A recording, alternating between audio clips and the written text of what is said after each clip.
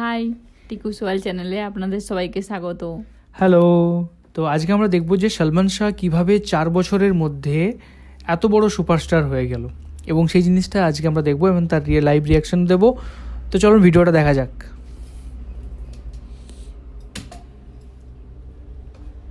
পৃথিবীতে অনেক ইন্ডাস্ট্রিতে অনেক মহাতারকা এসেছেন, কাজ করেছেন, বিদায় নিয়েছেন। এটা নতুন কোনো বিষয় না, কিন্তু সালমান শাহের ব্যাপারটা কেন আমাদের মাথায় এতদিন পরেও ঘুরপাক খায়? এতদিন পরেও নতুন কোনো নায়ক বাংলাদেশি ফিল্ম ইন্ডাস্ট্রিতে আসলেই সালমান শাহের সাথে তার তুলনা করা হয়। সেটার এক্সাক্ট কারণটা কি? কারণ হয়তো বেশ কিছু আছে। যেমন একটা জিনিস ভেবে দেখেছেন, বাংলা সিনেমার ইতিহাসে অন্যতম আইকনিক নায়ক সালমান শাহের ফিল্ম ক্যারিয়ার কয় বছরের জানেন? মাত্র 4 বছর। মাত্র 4 বছর কাজ করে মানুষের মনে এইরকম ছাপ পৃথিবীর আর কোনো অভিনেতা আর কোনো ইন্ডাস্ট্রিতে পেরেছে কিনা আমি জানি না। এই সালমান শাহ 4 বছরের সিনেমা করেছেন 27টি। তার বক্স অফিস সাকসেস নিয়ে নতুন কিছু বলবার নেই, অনেক সিনেমা শুধু তার নামেই চলেছে। এই 4 বছর কাজ করেই পরবর্তী 30-40 বছরের লিগাসি তিনি তৈরি করে ফেলেছেন। তার কস্টিউম চয়েস অর্থাৎ আউটলুক সেন্সিবিলিটি বা ফ্যাশন সেন্স এখনের যে কোনো নায়ক থেকে উন্নত ছিল সেই 1990 এর দশকে। ইভেন 90 এর দশকের বলিউডের যে কোনো একটা নায়কের পাশাপাশি সালমান শাহকে দাঁড় করিয়ে দেন, দেখবেন কাকে বেশি স্মার্ট লাগে। শুধু 90 এর দশকের কিছু না, এখনো বলিউড বা বাংলাদেশে হুটহাট অনেক নতুন স্টাইল আসে যেগুলো 90 এর দশকে তিনি করে ফেলে এসেছেন। কমার্শিয়াল সিনেমাতে তার অভিনয় কিংবা কথা বলার ধরন দেখলেও মনে হয় না তিনি ওভার অ্যাক্টিং জাতীয় কিছু করছেন, যেখানে এখন অনেক বিখ্যাত নায়ক ঠিকঠাক ন্যাকামি ছাড়া কথাই বলতে পারে না। বলা হয় বাংলা কমার্শিয়াল সিনেমাকে তিনি যে উচ্চতায় নিয়ে গিয়েছিলেন, তার মৃত্যুর পর বাংলা কমার্শিয়াল সিনেমা ঠিক ততটাই নিচে নেমে গিয়েছিল। চলুন কথা বলা যাক বাংলার এই মহানায়ক সালমান শাহের ক্যারিয়ারটা নিয়ে। খুঁটিয়ে দেখা যাক একজন মহানায়ক হবার পেছনের গল্পটা। সালমান শাহের সিনেমায় অভিষেক 1993 সালে হলেও তার মিডিয়া ক্যারিয়ার 80 এর দশকে শুরু হয়েছিল। যথেষ্ট পরিমাণ সুদর্শন এবং ফ্যাশন সেন্স ভালো থাকায় মডেল হিসেবে ক্যারিয়ার শুরু করেছিলেন তিনি। তার সাথে তিনি ছায়ানটে পল্লীগীতিতেও শিক্ষা নিয়েছেন। তিনি বেশ ভালো গান গাইতেন। এই গানের শিক্ষা পুরোপুরি বিফলে যায়নি। বিখ্যাত নায়ক হবার পর প্রেমযুদ্ধ এবং ঋণ শোধ নামক 2 সিনেমাতে প্লেব্যাক সিঙ্গার হিসেবেও তিনি কাজ করেছেন। যাই হোক, তার মডেলিং জীবনে ফিরে যায়। হানিফ সংকেত ইত্যাদি দিয়ে পুরো বাংলাদেশে বিখ্যাত হবার আগে আরো বেশ কিছু অনুষ্ঠান বিটিভিতে তৈরি করেছেন। সেরকম একটা অনুষ্ঠানের নাম ছিল কথার কথা। ইত্যাদির মতো এইখানেও হানিফ সংকেত কিছু মিউজিক ভিডিও বা আলাদা স্কেচ টাইপ জিনিস রাখতেন, যেগুলো এই অনুষ্ঠানের জন্যই এক্সক্লুসিভ ছিল। তেমনই একটি মিউজিক ভিডিও তিনি তৈরি করেছিলেন যার নামটি ছিল তার অপূর্ব। হানিফ সংকেতের সহজাত স্টাইল যেটা ছিল যে বিনোদনের সাথে সোশ্যাল মেসেজ কম্বাইন করে দিতেন সব সময়। এই গানটাও হানিফ সংকেত নিজেই গেয়েছিলেন। মিউজিক ভিডিওর মূল বক্তব্য ছিল একজন হাসি খুশি ধরনের ছেলে কিভাবে নেশার জগতে পড়ে ধ্বংসের পথে পা দিয়ে দেয়। এই গানের মেইন ক্যারেক্টারে অভিনয় করেছিলেন সালমান শাহ। তবে তখনও তিনি সালমান শাহ নাম দিয়ে কাজ শুরু করেননি। তার অফিসিয়াল নাম চৌধুরী মোহাম্মদ শাহরিয়ার ইমন থেকে শুধু ইমন নামটা ব্যবহার করতেন তিনি মিডিয়াতে। এই মিউজিক ভিডিওটা বের হওয়ার পর মানুষজন সালমান শাহকে ভালো রকম পছন্দই করেছিল, কিন্তু এরপর তিনি কোনো কারণে টিভিতে নিয়মিত হতে পারেননি বা চাননি। হয়তো সিনেমার দিকে মনোযোগ ছিল কিংবা মডেলিং এ ব্যস্ত হয়ে পড়েছিলেন। ধীরে ধীরে মানুষ ভুলে গেল এই মিউজিক ভিডিওর ইমনের কথা। তার বেশ কয়েক বছর পর 1989 সালে পাথর সময় নামক একটি নাটকে ছোট চরিত্রে অভিনয় করেছিলেন তিনি। তখন তিনি মোটামুটি কয়েকটি বিজ্ঞাপনে অভিনয় করেছিলেন, তবে ওইভাবে ব্রেকআউট সাকসেস যেটাকে বলে সেটা দেখা তখনও তিনি পাননি। তার প্রথম ব্রেকআউট সাকসেস আসে তার প্রথম সিনেমা দিয়েই। প্রথম সিনেমাতে কাজ করার গল্পটাও ইন্টারেস্টিং, সেটা একটু ঘটা করে বলা যায়। 1988 সালে বলিউডে একটি সিনেমা মুক্তি পায় যার নাম কিয়ামত সে কিয়ামত্তা। সেই সিনেমাতে অভিনয় করে রাতারাতি তারকা হয়ে গেলেন আমির খান। বলিউড পেয়ে গেল এক বিশাল তারকা। এই সিনেমাটার বিশাল জনপ্রিয়তা দেখে দুইটা আলাদা আলাদা ইন্ডাস্ট্রি সিদ্ধান্ত নেয় সিনেমাটির রিমেক করবার। দুইটাই অফিসিয়াল রিমেক ছিল, তাই গান এবং কাহিনী সবকিছুরই কপিরাইট নিয়ে রিমেক করা হয়েছিল। দুইটা ইন্ডাস্ট্রির একটা হলো তেলেগু ইন্ডাস্ট্রি। তেলেগুতে সিনেমাটির নাম ছিল আক্কারা আম্মাই ইক্কারা আব্বাই, এবং সেটাতে এখনকার বিখ্যাত নায়ক পাওয়ান কল্যাণ অভিনয় করেছিলেন। এইটাই ছিল তার প্রথম সিনেমা। আরেকটি রিমেক করা হয় বাংলাদেশে 1993 সালে। বাংলাদেশের রিমেকটি পরিচালনা করেছিলেন সোহানুর রহমান সোহান। তিনি সিদ্ধান্ত নেন একজন সম্পূর্ণ নতুন মুখ নেবেন, কারণ বলিউডেও আমির খানের নায়ক হিসেবে সেটা প্রথম সিনেমা ছিল। তিনি চেয়েছিলেন বাংলাতেও দর্শক এই গল্পটা একজন নতুন নায়কের পার্সপেক্টিভ থেকে দেখুক। তিনি যে নতুন মুখ খুঁজে বেড়াচ্ছেন সেটা তিনি তার পরিচিত বেশ অনেকজনকেই বলেছিলেন। তার মাঝে একজন হলেন নায়ক আলমগীরের সাবেক স্ত্রী খোশনুর আলমগীর। তিনি তাকে জানান যে ইমন নামের একজন ছেলে আছে, তার সাথে একবার দেখা করে দেখতে পারে। সোহানুর ইমনকে একটা রেস্টুরেন্টে আসতে বললেন দেখা করবার জন্য। সেখানেই প্রথম দর্শনে তিনি ঠিক করে ফেলেছিলেন এই ছেলেকেই তিনি এই সিনেমার নায়ক বানাবেন। এই সিনেমার সময়ে তার নাম ইমন বদলে সালমান শাহ রাখা হয়। তারপর আর কি, কিয়ামত থেকে কিয়ামত মুক্তি পায়, আর আমির খানের মতো সালমান শাহ একদম রাতারাতি তারকা বনে যান। আপনি আর আমার বাবা যা খুশি করতে পারেন, কিন্তু আমার আর রেশমির পথে কাটা হতে পারবেন না, কিছুতেই না, কখনো। একটা জিনিস ভেবে দেখুন, এখন একটা সিনেমা মুক্তি পেলে সোশ্যাল মিডিয়া, টিভি চ্যানেল থেকে শুরু করে হাজারটা উপায়ে প্রমোশন করা হয়। তখন তার কিছুই ছিল না, জাস্ট সিনেমা হলে নতুন সিনেমা এসেছে আর এক সপ্তাহের মাঝে তিনি তারকা হয়ে গিয়েছিলেন। তার প্রথম সিনেমার নায়িকা ছিলেন মৌসুমী। মৌসুমীর সাথে তিনি এইটা ছাড়াও আরো 3টি সিনেমা করেছিলেন, সেগুলোর নাম যথাক্রমে অন্তরে অন্তরে, স্নেহ এবং দেনমোহর। এখানে দুইটা মজার ব্যাপার আছে। এক নাম্বার হলো অন্তরে অন্তরে সিনেমাটি বাংলায় জনপ্রিয় হওয়ার পর সেটা বলিউডেও রিমেক করা হয়েছিল। 2 নম্বর মজার ব্যাপার হচ্ছে সালমান শাহ মৌসুমী বিখ্যাত নায়ক নায়িকা হবার আগেই ছোটবেলা থেকে পরিচিত ছিলেন। এই ব্যাপারটা নিয়ে অনেক জল ঘোলা আছে, কেউ বলে ছিল, কেউ বলে ছিল না। তবে অবাক ব্যাপার হলো বাংলাদেশের অন্যতম বিখ্যাত এই জুটি মাত্র 4টি সিনেমা করে পরে আর একসাথে কোনো সিনেমাই করেনি। সেটার কারণ খুঁজতে গেলেও ব্যক্তিগত ব্যাপার স্যাপারে ঢুকে পড়তে হবে। আমরা এই একটা জিনিস স্ট্রিক্টলি মেনটেন করতে চাচ্ছি এই চ্যানেলে, সেটা হলো ক্রিয়েটিভ ব্যক্তিদের ক্যারিয়ার ছাড়া তাদের ব্যক্তিগত কোনো ব্যাপার স্যাপার নিয়ে আমরা কথা বলবো না। তাই এই টপিকটা ওইটা বলেই শেষ করি যে কোনো একটা কারণে এই সালমান মৌসুমী আর সিনেমা করেননি পরে। তবে তারপরেই আসে বাংলা কমার্শিয়াল সিনেমার অন্যতম সফল জুটি সালমান শাহ এবং শাবনূর। সালমান শাহের ক্যারিয়ারে 27টা সিনেমার 14টা সিনেমা শাবনূরের সাথে। এটা জাস্ট কোন লেভেলের ইনসেন্ট ব্যাপার ভেবে দেখেছেন? সালমান শাহ তখন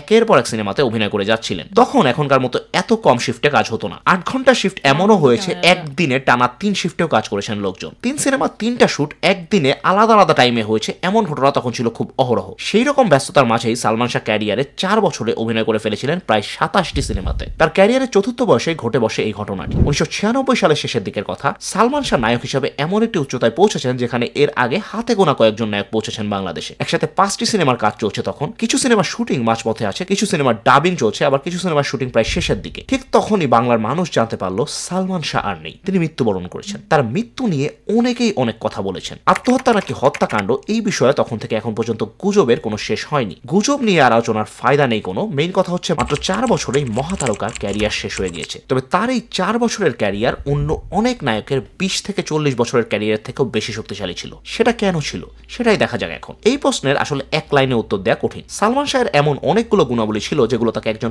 কমপ্লিট প্যাকেজ বানিয়েছিল। প্রথমত অনেক নায়কই তখন তেমন শিক্ষিত ছিল না। অভিনেতারা শিক্ষা বিষয়টাকে জরুরি মনে করতেন না একদমই। সেদিক থেকে তিনি বেশ আলাদা ছিলেন। অনার্স শেষ করে তারপর তিনি মডেলিং এ ঢুকেছিলেন। শিক্ষা ছাড়াও আরেকটা বড় বিষয় যেটা খুব জরুরি ছিল সেটা ছিল স্মার্টনেস। স্মার্ট বলতে আপাত দৃষ্টিতে যেটা প্রথমে মাথায় আসে যে সুন্দর সুন্দর জামা কাপড় পরে ফিটফাট একটা চেহারা, আসলে স্মার্টনেস কিন্তু সেটা না। এখন অনেক নায়িকা আছে ফিটফাট ধরনের জামা কাপড় পরে ফ্রেমে চলে আসে, কিন্তু মুখটা খুললেই মনে হয় দৌড়াই পালায়। সালমান শাহের মাঝে সেই ইনার স্মার্টনেস ছিল। তিনি একদম সেই বিউটি উইথ ব্রেন যেটাকে বলে। তিনি সিনেমাতে আসার আগেই ব্যাপক সিনেমা ফ্রিক ছিলেন। প্রচুর পরিমাণে ইন্টারন্যাশনাল সিনেমা তিনি দেখেছেন সেই 70-80 দশকেই। তাছাড়াও তখনকার আন্তর্জাতিক মিডিয়াতে ফ্যাশনের ধরন কি ছিল সেটা তিনি ভালো রকমই খোঁজ খবর রাখতেন। আপনারা এক কাজ করুন, তখনকার সময় যেসব বিখ্যাত নায়ক ছিলেন যেমন ওমর সানি, রিয়াজ কিংবা আমির খান, তাদের ড্রেস আপ সেন্সটা দেখেন আর সালমান শাহেরটা দেখেন। Salman Shah just way ahead of time ছিলেন। তিনি 1990 সালে 2024-এর অনেক নায়কদের থেকে ভালো আউটলুক ব্যবহার করেছেন। শুধু তাই না, তার মাঝে আরেকটা গুণ ছিল যেটা আমি বলিউডের অনেক নায়কের মাঝেও দেখিনি প্রথম দিকে। সেটা হলো কমার্শিয়াল অভিনয়ের সঠিক মাত্রাটা ধরা। কমার্শিয়াল অভিনয় হলেই বেশিরভাগ অভিনেতা মনে করেন নর্মাল মাত্রা থেকে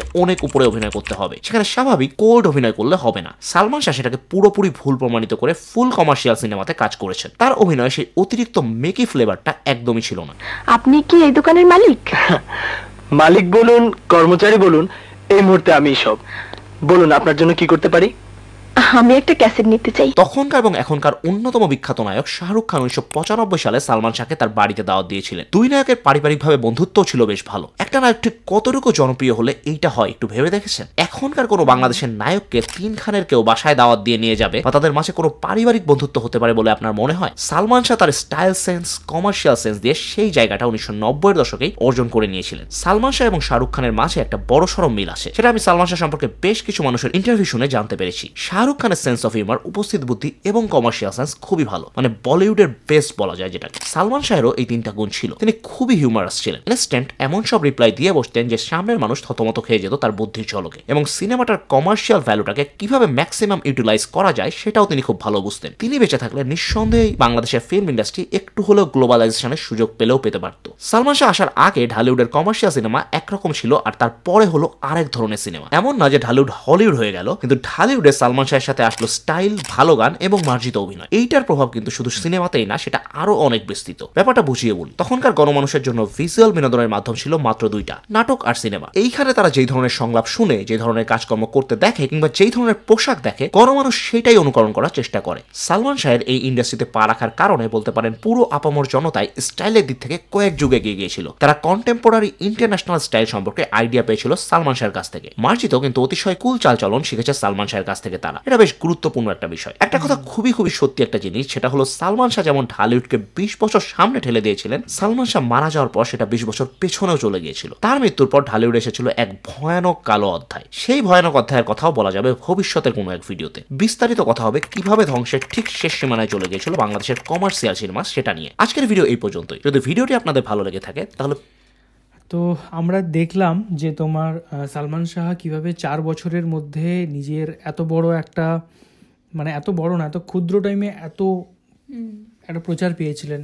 এত ট্যালেন্টেড তিনি অ্যাক্টর ছিলেন যে সব কিছু একটা টোটাল কমপ্লিট প্যাকেজ, যেটাতে একটা সবাইকে দেখা যায়। তিনি স্মার্ট, তার স্টাইল সেন্স ভালো, তার নিজে এখনের যে স্টাইল তার থেকেও আরো বেশি, আর প্লাস তিনি ভালো গান গাইতেন, কোনো ওভার অ্যাক্টিং করতেন না। এখন আমি বিশেষত ম্যাক্সিমাম অনেক সিনেমায় দেখি না, তার কারণটা হচ্ছে আমার ওভার অ্যাক্টিং লাগে, বা একটু ন্যাকামো বা একটু বেশি টাইপের যে অ্যাক্টিংগুলো করে মনে হয় যে অ্যাক্টিং দেখছি। তো এটা পুরো অরিজিনাল। আর এখানে অনেকক্ষণ ওই টাইমেও উনি অনেক ন্যাচারাল অ্যাক্টিং করতেন। এই জিনিসটার জন্য উনি কম টাইমের মধ্যেও অনেক পপুলার হতে পেরেছিলেন, এবং আজও তার কথা উঠে আসছে, কর্মের মধ্যে দিয়ে এখনো বেঁচে আছে। সেটাই। অ্যান্ড তো আজকে আমরা এই ভিডিওটা দেখলাম। টিকু তো একদম ঘুমে ঢলে পড়ছে, এখন অনেক রাত্রে আমরা ভিডিওটা বানাচ্ছি, তো টিকু অনেক কষ্ট করে ভিডিওটা বানাচ্ছি। চাইলে ভিডিওটা একবার লাইক করো অ্যান্ড কমেন্টে জানাও তোমাদের কীরকম লাগলো। অ্যান্ড আর কিছু বলবো তুমি সালমান শাহের বিষয়ে? হ্যাঁ, সালমান শাহের তো আগে আমরা এতটা চিনতাম না, তারপরে সবাই বলার পরে আমরা সালমান শাহকে দেখলাম। আস্তে আস্তে আমরা সালমান শাহের ভিডিও বানাতে বানাতে সালমান শাহের সাথে পরিচিত হচ্ছি। যেদিন আমরা জীবন কাহিনীটা দেখেছিলাম সেদিন বুঝতে পেরেছি সালমান শাহের, আর এখন আমরা অভিনয়ও দেখতে পাচ্ছি সালমান শাহের, বুঝতে পারছি যে সালমান শাহ অসাধারণ একজন নায়ক ছিলেন। তার জন্য এখনও, মানে এত বছর আগে মারা গেছেন, এখনও পর্যন্ত তার কিন্তু জনপ্রিয়তা একটুও কমেনি। আর তার স্টাইল সেন্স, তার অভিনয় এখনও মানে সব নায়ক নায়িকাকে এখনও ছাপিয়ে যাচ্ছে। সালমান শাহকে মানে যত দেখছি সত্যি অবাক হয়ে যাচ্ছি। আমার সালমান শাহের অভিনয়, সালমান শাহের স্টাইল সবই খুব ভালো লেগেছে, পুরো অরিজিনাল। আমি যখন প্রথমে দেখেছিলাম কয়েকটা জাস্ট ক্লিপ, যে ওই গাড়ি থেকে নামছে একটা জায়গায় চশমা পরে, এরকম একটা লাল রঙের ড্রেস, আমি দেখলাম যে দেখতে পুরনো লাগছে সিনেমাটা এত বেশি, মনে হচ্ছে কোনো আদিকালের সিনেমা, মানে কোয়ালিটি ওয়াইজ। বাট সালমান শাহকে দেখে মনে হচ্ছে না যে পুরোনো দিনের, তার যে অ্যাক্টিং, মানে ও যদি জাস্ট কোয়ালিটিটা, সিনেমার যে কোয়ালিটিটাকে যদি জাস্ট এখন এইচডি করে দেওয়া হয়, মনে হবে যে না এখনই সিনেমার কোনো হিরো, এখনের সিনেমার হিরোই মনে হবে, একটু মনে হয়নি যে আগের। সেটাই। আর বোঝা যায় তিনি কত শিক্ষিত মানুষ ছিলেন তার কথাবার্তা শুনে, তার সব কিছু সম্পর্কে। তো এখন দুর্ভাগ্যের বিষয় এটাই যে তিনি এখন আমাদের মধ্যে নেই। যদি আমাদের মধ্যে থাকতেন তাহলে হয়তো আজকে আরও অনেক বড় অনেক কিছু করতে পারতেন। মাত্র 4 বছরে যদি এত তার নাম প্রতিপত্তি হয়, তাহলে যদি এত এখন বেঁচে থাকতেন তাহলে কি হতো ভাবো, তাহলে তার মানে কত নাম হতো। সেটাই।